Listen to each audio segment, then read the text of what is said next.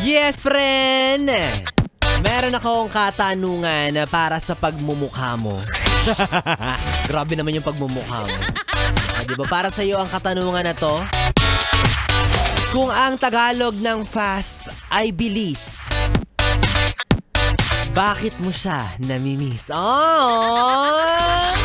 Miss mo na? Grabe naman. Talaga namang iba yung iniwan niya sa iyong marka. Oo, yung bawat kibot mo naaalala mo siya. Kagaya nga ng napakinggan nating kanta, Only Reminds Me of You. Oh! Diba? Yung bawat kibot mo, naaalala mo yung mga minsan ninyong pinagdaanan sa inyong buhay. Sa bawat anyo, bawat hugis, bawat kulay. Yung junjun mo bigla nabubuhay. Pag naaalala mo siya, di ba? Well, ganun talaga, no? Aray, magagawa kung namimiss mo siya. Normal naman yan at okay lang yan. Alam kong kagaya kita na sa mga oras na ito ay may namimiss na isang tao. Dahil kagaya mo ay si B-Boy Bibo ay may namimiss din. Oo, yung mga muka sa 1,000 piso. Mukhang pera talaga, no? O, diba? Bakit? Sila yung namimiss ko, hindi tao, hindi humihinga. Alam ko na sa mga humihinga na yan. Aanin ko na may mga ex-jowa.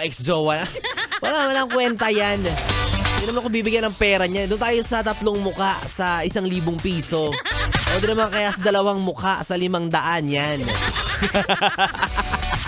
Pero ikaw, yes friend, huwag kang mag-alala.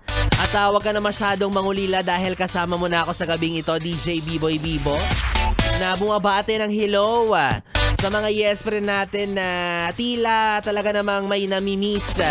Kaya sila ay patuloy sa pagtangis. Alam niyo, isa yan sa pinakamalungkot at pinakamabigat na pakiramdam, no? Yung pangungulila.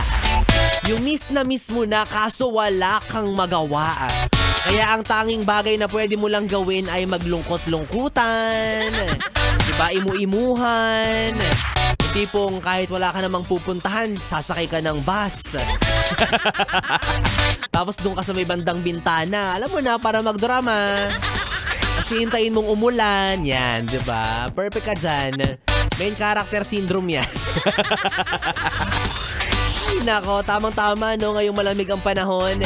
Medyo masarap mag-reminisce. Kaya for sure, marami rin talaga tayong namimiss. Diba? Kaya para sa mga yes friend nating nalulumbay, hayaan nyo nang makapili nyo si B-Boy Bibo. Baka sakali lang naman ay maibsan ko yung nararamdaman ninyong pangungulila. Yes, kala mo naman talaga. Kala mo naman talaga ako yung tugon sa mga problema mo. Di mo alam, dadagdag pa ako. Okay lang yan, ha? Huwag mo i-deny na meron ka namimiss na tao. Baka naman sabihin mo, ay hindi, yung mga may namimiss na tao, wala pa rin sa mga weak, pa rin sa mga mahihina pa. Hindi ganun yun. Normal lang yan, ha? Lahat naman tayo ay nakakaramdam ng ganyang pagkakataon, di ba, sa buhay natin. Parang ako, kagaya nga na sinabi ko kanina sa inyo, namimiss ko na yung mga 1,000, gano'n. I miss my boo, 1,000, 2,000. Ay nako, pero ang tanong dyan, miss ka ba nung namimiss mo? Ay, ayoko na, bahala ka na dyan. Baka nagre-relapse ka na, bahala ka dyan.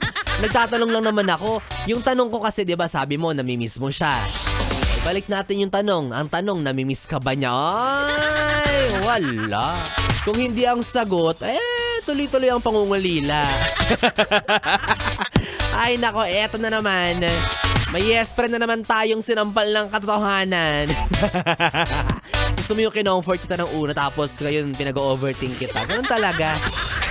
Ganyan pag tropa, papayuhan ka muna tapos pag mukhang okay ka na ulit, ipapaalala sa'yo ulit yung sakit. Ganun. Yes friend, B-Boy Bibo na ang iyong kapiling para sa ating BB Time. At ako na ang inyong makakatabi hanggang mamayang alas 12. Tuloy-tuloy ang ating tugtugan. Dito lang sa istasyong No Problem. Ang 101.1, Yes FM. Solid. Oras natin, 9:39.